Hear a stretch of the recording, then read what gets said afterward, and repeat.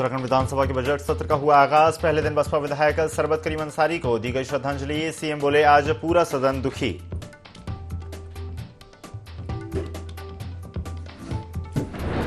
सत्र से पहले यूसीसी को लेकर पक्ष विपक्ष आमने सामने। पक्ष के विधायकों ने किया यूसीसी का समर्थन, विरोध में उतरे विपक्ष के विधायक।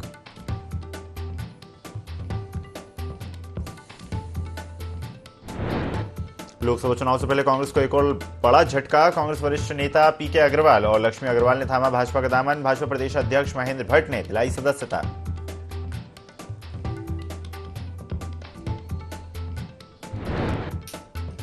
पहाड़ों पर बारिश का सिलसिला जारी। बर्फ की सफेद चादर से ढके पहाड़, सैलानियों और व्यापारियों के चेहरों पर खुशी।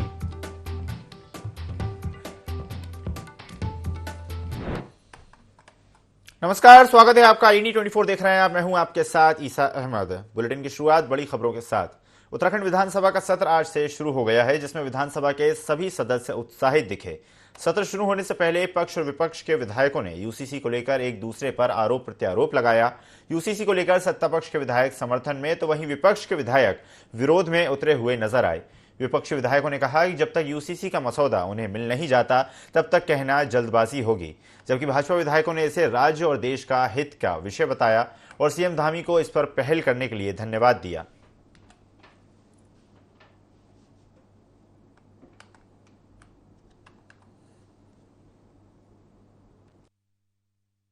बधाई देता हूं पुष्कर सिंह धामी जी को, हमारे यशस्वी मुख्यमंत्री जी को, कि जो काम बहुत पहले हो जाना चाहिए था इस देश में और इस राज्य में। जब हम इस भारत के नागरिक हैं तो समान अधिकार होने चाहिए, समान कानून होने चाहिए। और गोवा के बाद यहाँ से मेरे ख्याल से स्वतंत्रता के बाद जो है उत्तराखंड देवभूमि से इसकी शुरुआत हो रही है और एक अच्छा कदम है। और हम सब जो है वो सरकार के साथ हैं, पुष्कर सिंह धामी जी के साथ हैं। देखिए, यूसीसी का ड्राफ्ट सरकार ला रही है। ड्राफ्ट बहुत बड़ा है। उस ड्राफ्ट को पढ़ने के लिए पर्याप्त समय चाहिए। अगर सरकार की मंशा लोगों के हित पर काम करने की है, सिर्फ राजनीतिक मंशा नहीं है, तो सरकार को ड्राफ्ट देकर उस पर समय देना चाहिए सब लोगों को पढ़ने का कि क्या है ड्राफ्ट, उसके अंदर क्या क्या चीज़ें हैं। तो जब ड्राफ्ट आएगा उसे पढ़ेंगे, उसके बाद चर्चा करेंगे। अब सरकार की मंशा चर्चा कराने की है या नहीं है तो सरकार जाने। पढ़कर यूसीसी बिल में क्या है उसका गहरा अध्ययन करके उसके बाद ही उस पर विचार और विमर्श रखा जाएगा। साथ ही साथ 310 और 58 की अहम सूचनाएं, कल विधायक दल की जो बैठक हुई उसमें कांग्रेस के जो विधानसभा सदस्य हैं सारों ने अपने अपने विषय रखे हैं। तो 310 और नियम 58 के तहत काफ़ी ऐसे गहरे प्रश्न हैं जो हम सरकार के समक्ष रखेंगे। अभी तक जो जवाबी प्रणाली रही है, चाहे माननीय मंत्रीगणों की रही हो, चाहे माननीय संसदीय कार्य मंत्री की रही हो, उससे हम संतुष्ट नहीं हैं। साफ स्पष्ट जवाब देने की मुझे लगता है जो एक परंपरा थी और एक सत्य बोलने की सदन में परंपरा है, कहीं ना कहीं उस पर घात लगा है। तो अवश्य ये गहरे विचार हैं जो हम रखेंगे। अब देखते हैं जवाब। 11 फरवरी को प्रदेश के मुख्यमंत्री पुष्कर सिंह धामी का लोहाघाट दौरा प्रस्तावित है। सीएम के दौरे को लेकर प्रशासन तैयारियों में जुट गया है। कार्यक्रम प्रभारी सीडीओ संजय कुमार सिंह के नेतृत्व में प्रशासन की टीम ने मुख्यमंत्री की जनसभा स्थल रामलीला मैदान का निरीक्षण किया। सीडीओ ने बताया कि 11 फरवरी को मुख्यमंत्री का लोहाघाट दौरा प्रस्तावित है, जहां मुख्यमंत्री एक कार्यक्रम में प्रतिभाग करेंगे। सीडीओ ने आगे बताया कि मुख्यमंत्री के दौरे को लेकर मुख्यमंत्री की जनसभा स्थल का निरीक्षण किया गया। अधिकारियों को मंच निर्माण, सेफ हाउस, लोगों को बैठने की व्यवस्था के साथ ही मुख्यमंत्री की सुरक्षा व्यवस्था और पार्किंग को लेकर भी जरूरी दिशा निर्देश दिए गए। मुख्यमंत्री जवाहर पार्क में लगे स्टॉलों का निरीक्षण करेंगे। तत्पश्चात राम मंदिर में मुख्यमंत्री के द्वारा कन्या पूजन किया जाएगा। इसके बाद रामलीला मंच से मुख्यमंत्री विशाल जनसभा को संबोधित करेंगे।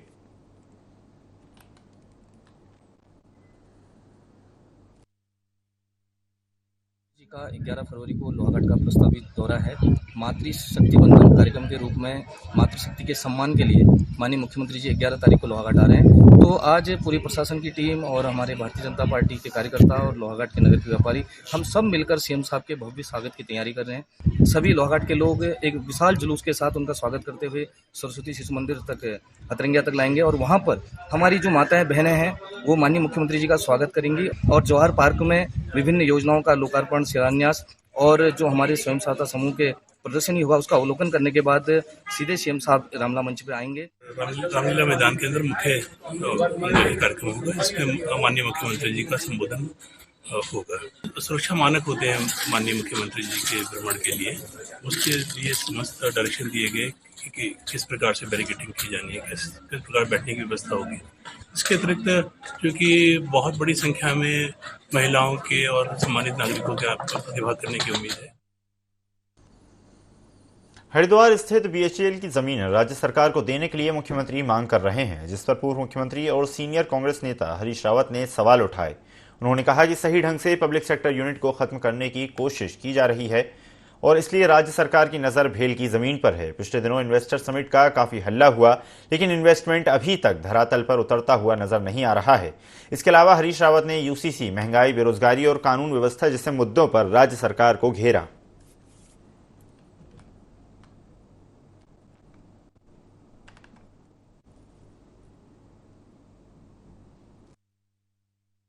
राज्य के अंदर करीब 3,000 से ज्यादा ही होंगे, जितने होंगे ऐसे कार्ड धारक हैं जिनके कार्ड बहुत समय पहले 4-5 साल 3 साल पहले, और वो सब बीपीएल के कार्ड धारक हैं और उनके कार्डों का पता ही नहीं है। वो पिलर टू पोस्ट जाने में है, कभी प्रधान जी के पास जा रहे हैं, कभी राशन इंस्पेक्टर के पास जा रहे हैं, कभी कहीं जा रहे हैं, उनको कोई पूछ ही नहीं रहा। बीएचईएल को नुकसान न पहुंचे, यदि बीएचईएल की कीमत पर जो है हम कोई भी खिलवाड़ बीएचईएल के साथ नहीं होने, कोई चीज धरातल पर तो कोई दिखाई नहीं दे रहा जब। और 2018 में भी इसी तरीके का एक समिट हुआ था जिसमें 1,25,000 करोड़ के इन्वेस्टमेंट आए थे, तो कहीं दिखाई नहीं दिए। अब ये जो 3.5 लाख करोड़ के इन्वेस्टमेंट हैं, ये भी कहाँ हैं, आसमान में कहाँ तैर रहे हैं, जरा आप देख लेंगे तो हमको भी। हरिद्वार से खबर आपको बता रहे हैं, जहां पर पूर्व मुख्यमंत्री हरीश रावत ने एक बार फिर सरकार पर निशाना साधा और बयान जारी करते हुए कहा कि इन्वेस्टर समिट को लेकर लगातार सरकार ने हल्ला किया, लेकिन धरातल पर इन्वेस्टर समिट से जो इन्वेस्टमेंट आया वो उतरता हुआ नजर नहीं आया। हरिद्वार जिला पंचायत सभागार में आयोजित बोर्ड की बैठक में करीब 68 करोड़ रुपए का बजट पास किया गया। बैठक में मौजूद जिला पंचायत सदस्यों ने अपने अपने क्षेत्रों में होने वाले विकास कार्यों के संबंधित प्रस्ताव रखे और इसके साथ ही जिला पंचायत अध्यक्ष राजेंद्र चौधरी ने सभी प्रस्तावों को गंभीरता से सुना और तय समय में विकास कार्य कराने का आश्वासन दिया। राजेंद्र चौधरी ने बताया कि इस समय हरिद्वार जनपद में जिला पंचायत द्वारा बिजली, पानी, सड़क और स्वास्थ्य से संबंधित कई विकास कार्य कराए जा रहे हैं। उनका प्रयास है कि आने वाले समय में हरिद्वार जनपद को देश का सर्वश्रेष्ठ जिला बनाया जाए।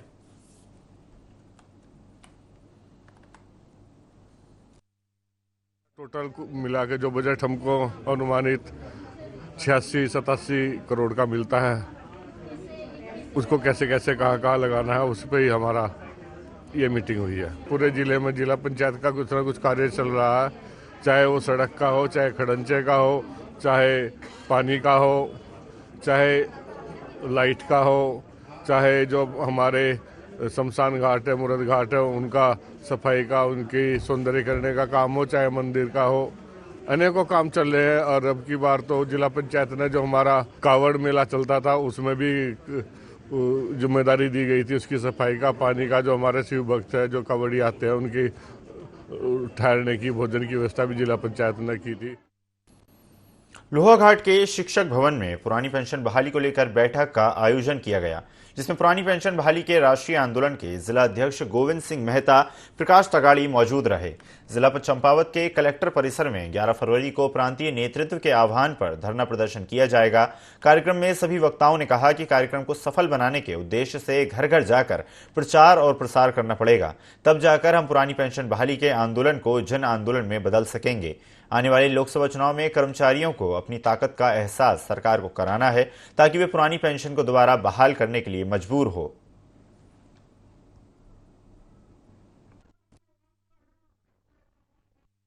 आज शिक्षक सभागार में एनओपीएस की जिला स्तरीय हमारी बैठक हुई और हम सब लोगों ने, सभी संगठन के सभी मान्यता प्राप्त संगठनों ने यह निर्णय लिया है कि 11 तारीख को जिला कलेक्ट्रेट पे हमारा धरना प्रदर्शन रहेगा पुरानी पेंशन बहाली हेतु।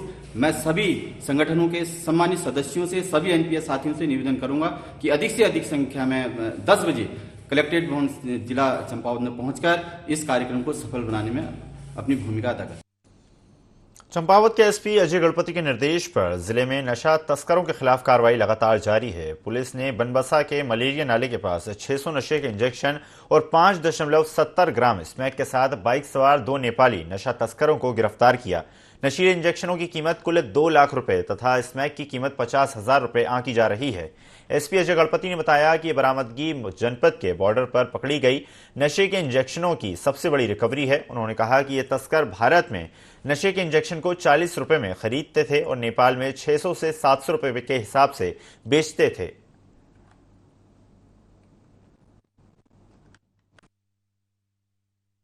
चंपावत पुलिस के जो मादक पदार्थ और नशीली पदार्थों के अगेंस्ट में जो कार्रवाई है ड्रग फ्री देवभूमि उत्तराखंड 2025 मिशन के तहत उसी के क्रम में कल बनबसा थाने की टीम और एसओजी की टीम इनके संयुक्त चेकिंग के दौरान 2 व्यक्ति जिनका नाम है राहुल सुनाम और सूर्य विक्रम शाह, दोनों कंचनपुर नेपाल के रहने वाले हैं।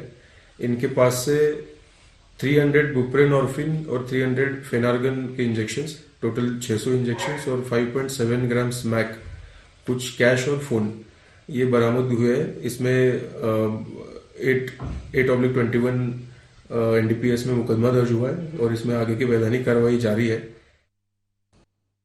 उत्तरकाशी से है, जहां भारी बर्फबारी के चलते सुवाखोली मोटर मार्ग अवरुद्ध हो गया। वर्तमान समय में जनपद के जिला मुख्यालय सहित समस्त तहसील क्षेत्र में हल्की वर्षा हो रही है। दूरस्थ हिमपात वाले ग्रामों के साथ साथ राड़ी टॉप, चौरंगी खाल, गंगनानी, सुक्की टॉप, गंगोत्री, हर्षल यमुनोत्री, जानकी चट्टी, फूल चट्टी क्षेत्रों में बर्फबारी लगातार जारी है। गंगोत्री राष्ट्रीय राजमार्ग गंगनानी से ऊपर गंगोत्री तक बर्फबारी से मार्ग अवरुद्ध है। बीआरओ द्वारा मशीनरी और मजदूर तैनात किए गए हैं। वहीं यमुनोत्री एनएच धाराशू से 200 मीटर आगे भूस्खलन के कारण अवरुद्ध हो गया है।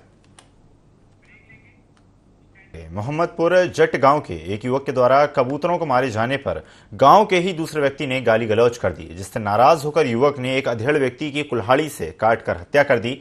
बता दें कि हत्या के बाद लगातार पुलिस युवक की तलाश कर रही है, जिसके बाद 3 फरवरी को युवक पुलिस के हत्थे चढ़ गया।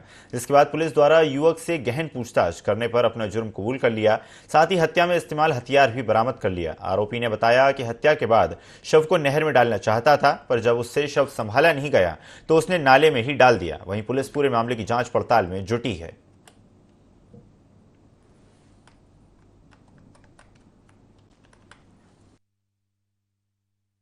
मोहम्मदपुर जट में एक व्यक्ति की मृत्यु हुई थी। एक व्यक्ति को धारदार हथियारों से मार के उसको दबाने का प्रयास किया गया था और क्योंकि ये एक बड़ा सेंसेशनल क्राइम था मोहम्मदपुर जट में, इसको लेकर प्रतिक्रिया भी लगातार आ रही थी। उसमें पुलिस के द्वारा, क्योंकि ये पूरी तरीके से ब्लाइंड मर्डर था और इसमें लगातार हमारी टीमों ने वर्क किया है। मेहनत के बाद एक व्यक्ति की इसमें अरेस्टिंग हुई है। उसके द्वारा ये बताया गया है कि इनका आपस में कुछ विवाद चल रहा था और बात गाली गलौज तक की स्थिति में थी। रात के समय मौके का फ़ायदा उठा के इस व्यक्ति को धारदार हथियारों से मार के इसको ठिकाने लगाने के लिए ये जब नहर में जा रहा था, एक नहर में इसने इसे दबाने का प्रयास किया था। पुलिस के द्वारा जो इसने प्रयुक्त जो धारदार हथियार है उसको कब्जे में लिया है और अभियुक्त को कब्जे में लेके और इसको रिमांड के लिए भेजा जा रहा है।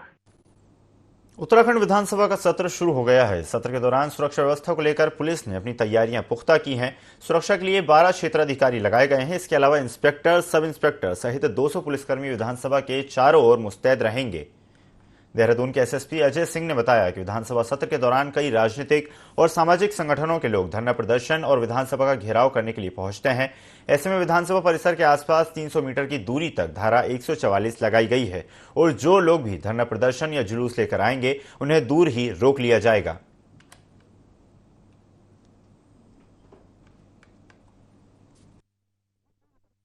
स्पेशल सत्र आउट किया गया है। नेचुरल सी बात है, बहुत इंपॉर्टेंट सत्र भी है और साथ ही साथ बहुत सारे इसमें संगठन और लोगों के जुलूस आदि भी आते हैं। धारा 144 लगाई गई है, जिससे 300 मीटर की परिधि में कोई जुलूस अलाउड नहीं होता। बाकी जो भी जुलूस अगर आते हैं अपनी मांगों को लेकर, उनको बाहरी बार रोककर और वहाँ ज्ञापन लिया जाएगा। साथ ही साथ इसमें यातायात डाइवर्जन प्लान भी बनाया गया, जिससे कि कम से कम असुविधा हो लोगों को। सुरक्षा व्यवस्था के लिए सभी को ब्रीफ कर दिया गया। 12 क्षेत्राधिकारी और राजनीतिक अधिकारियों को लगाया गया परीक्षण के लिए। साथ ही साथ 200 से ज़्यादा से इंस्पेक्टर ड्यूटी में लगे हैं। 2 कंपनी पीएससी को भी लगाया गया। तो सभी व्यवस्थाएं चेक कर ली गई है और सभी को ब्रीफ कर दिया गया। पहाड़ों में पिछले कुछ घंटों से मौसम का मिजाज बदला हुआ है। खासकर चमोली जनपद के ऊंचाई वाले इलाकों सहित जोशीमठ क्षेत्र की ऊंची पहाड़ियों पर वेस्टर्न डिस्टर्बेंस का जबरदस्त असर देखने को मिल रहा है। विंटर डेस्टिनेशन औली सहित बद्रीनाथ, लेकपाल घाटी, नीति माड़ा घाटी में जबरदस्त हिमपात होने की खबर है, तो वहीं निचले इलाकों में भी लगातार मौसम का मिजाज बदलता नजर आ रहा है। निचला इलाका सुबह से ही पूरी तरह से कोहरे के आगोश में है, जिसके चलते जोशीमठ में सर्दी का सितम जारी है।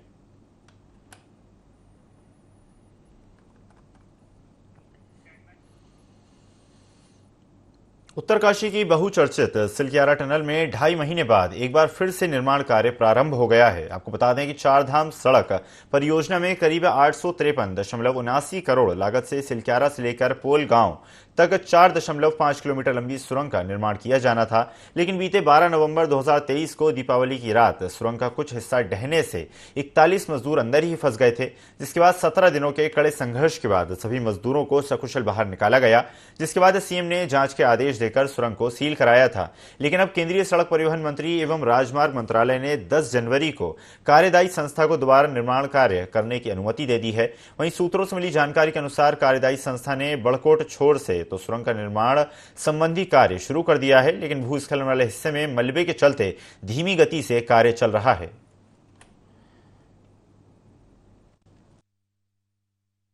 अभी ठीक ही ढंग तरह से काम हो रहा है। हाँ, यही बाबा भोगनाथ का कृपा है जो काम चालू हो गया। हम लोग यही चाहता है जितना मौजूद है जो कंपनी हम लोग को देखे और ठीक तरह से ढंग से काम करे, यही हम लोग। अभी तो है सर 50 आदमी है। बारकोट साइड तो ऑलरेडी चालू होकर एक हफ्ता के ऊपर हो गया जी। अब इधर से 2 तारीख से चालू हो गया है, अभी चल रहा है काम। अभी 35-40 आदमी काम कर रहे हैं। हाँ, अंदर का ट्रीटमेंट जो भी है अपना वो ऊपर से आदेश जो मिला था उसके हिसाब से हम लोग काम चलते जा रहा है। अभी चालू हो गया काम पूरी तरह से। और जो मलबा जो गिरा था उसका डिजाइनर के लिए डिजाइन के पास गया, जैसे डिजाइनर का ड्राइंग आ जाता है वो भी चालू कर देंगे उसका ट्रीटमेंट। जनपद उत्तरकाशी का सिलक्यारा टनल जो कि पूरी दुनिया में फेमस हो गया था, क्योंकि यहाँ पे जो है लगातार 17 दिनों तक जो है 41 मजदूरों को बचाने के लिए जो रेस्क्यू अभियान चला था। और इस अभियान में जो है उत्तराखंड सरकार सहित केंद्र सरकार ने जो है बहुत ही ज़्यादा मेहनत की और उन मजदूरों को सुरक्षित बाहर निकाल दिया था। आज यहाँ पे दोबारा से इस जो टनल है इसके अंदर काम शुरू हो चुका है और मैं टनल के बाहर खड़ा हूँ और अंदर फिलहाल अभी 40 से 45 मजदूर काम कर रहे हैं। और खुशी की बात यह है कि इस टनल में जो है जो अभी काम चल रहा है सब बहुत सुरक्षित ढंग से चल रहा है। दीपक नोटेल, ND24 उत्तरकाशी। डोईवाला के केशवपुरी राजीव नगर क्षेत्र के रहवासियों को उज्ज्वला गैस योजना के तहत गैस कनेक्शन दिए गए। इस मौके पर विधायक ब्रजभूषण गौरेला ने कहा कि देश प्रधानमंत्री नरेंद्र मोदी के नेतृत्व में लगातार आगे बढ़ रहा है और देश में लगातार निरंतर विकास कार्य चल रहे हैं। सीएम धामी के नेतृत्व में उत्तराखंड विकास की ओर अग्रसर है। कार्यक्रम में आंगनबाड़ी और आशा वर्करों के साथ पर्यावरण मित्रों को भी सम्मानित किया गया।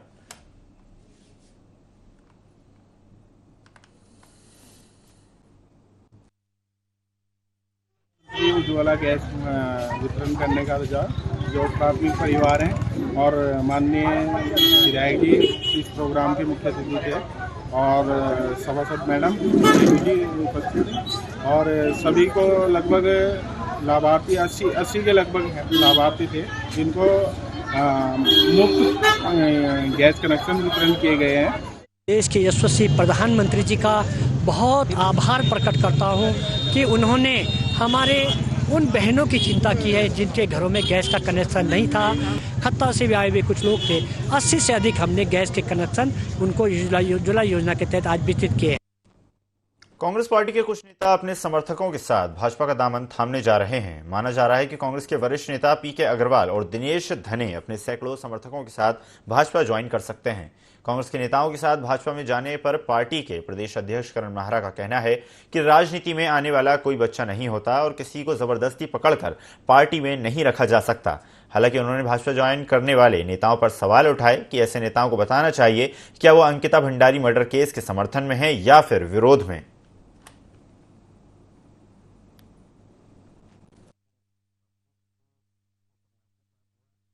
राजनीति में आता है सब मैच्योर लोग हैं और किसी को आप पकड़ के जबरदस्ती नहीं रोक सकते, ना किसी को जबरदस्ती भेज सकते हैं। मेरा तो जाने वालों से केवल इतना कहना है कि आप अंकिता भंडारी मर्डर केस के समर्थन में हैं या विरोध में हैं। मेरा उनसे भी पूछना है कि जिन बच्चों को के ऊपर लाठीचार्ज हुआ, आप उनके समर्थन में हैं या विरोध में हैं? और SSSC भर्ती घोटाला, पटवारी पेपर लीक, सिलक्यारा, जोशीमठ, केदारनाथ में सोने की चोरी, इन सब के जो समर्थक हैं वो बीजेपी में जाएंगे। और क्योंकि सत्ता के टाइम में, बीजेपी की सरकार के टाइम में सब हुआ है, और जो लोग इसके विरोध में वो कांग्रेस में रहेंगे या कांग्रेस के साथ रहते हुए बीजेपी का विरोध करेंगे। प्रदेश में 5 फरवरी से शुरू हो रहे विधानसभा सत्र की तैयारियां पूरी हो चुकी हैं, जिसके लिए विधानसभा अध्यक्ष ऋतु खंडूरी भूषण ने सत्र से पहले कार्य मंत्रणा समिति की बैठक बुलाई। बैठक में कई प्रस्तावों को लेकर विचार मंथन किया गया और सभी दलों के नेताओं से सदन की कार्यवाही शांतिपूर्ण और सौहार्दपूर्ण ढंग से संचालित करने में सहयोग करने की अपील की गई। कार्य मंत्रणा समिति की बैठक में नेता प्रतिपक्ष यशपाल आर्य, प्रभारी संसदीय कार्य मंत्री सुबोध उनियाल और लक्सर सीट से बसपा विधायक मोहम्मद शहजाद शामिल हुए। बता दें कि विधानसभा सत्र 5 फरवरी से 8 फरवरी तक चलेगा।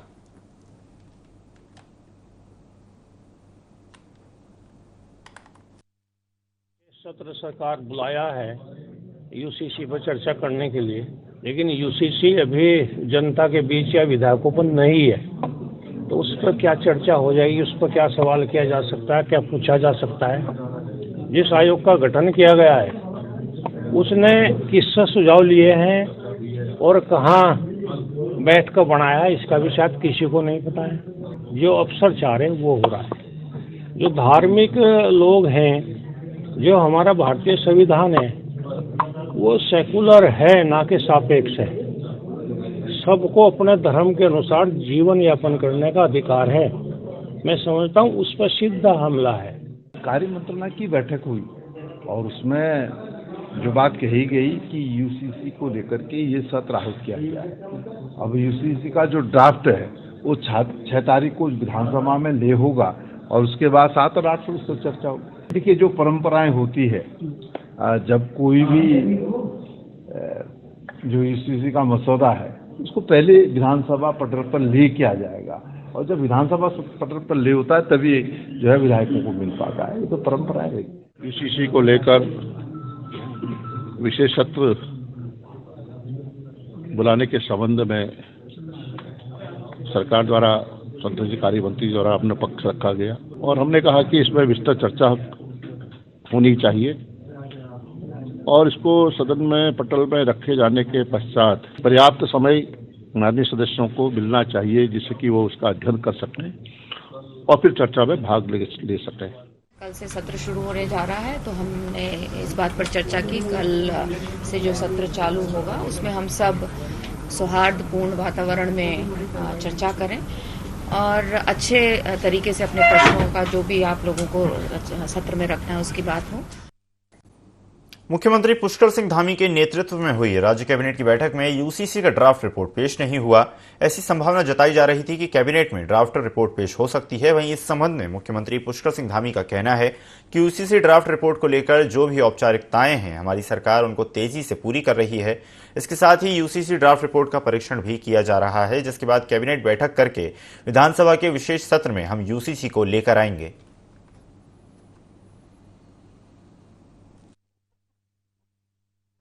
जो छोटा सा राज्य है और बहुत बड़ा काम करने जा रहा है, हम लीड करने जा रहे हैं और राज्य जो पास करेंगे वो उत्तराखंड का ही नाम लेंगे।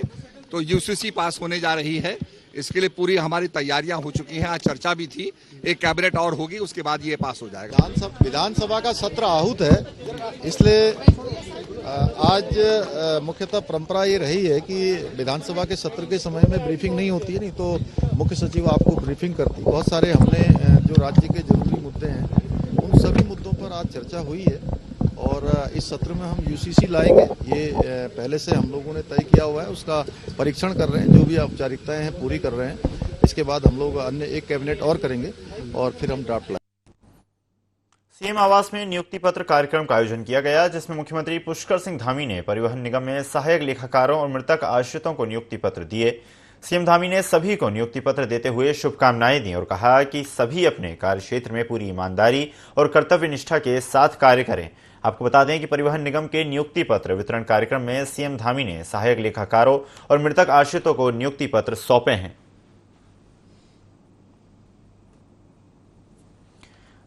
देहरादून से ये खबर आपको बता रहे हैं, जहां पर सीएम हाउस में नियुक्ति पत्र वितरण कार्यक्रम का आयोजन किया गया, जिसमें सीएम पुष्कर सिंह धामी ने सभी को नियुक्ति पत्र वितरित किए और साथ ही शुभकामनाएं दी और कहा कि सभी अपने कार्यक्षेत्र में पूरी ईमानदारी और कर्तव्य निष्ठा के साथ कार्य करें। आपको बता दें कि परिवहन निगम के नियुक्ति पत्र वितरण कार्यक्रम में सीएम धामी ने सहायक लेखाकारों और मृतक आश्रितों को सम्मानित किया।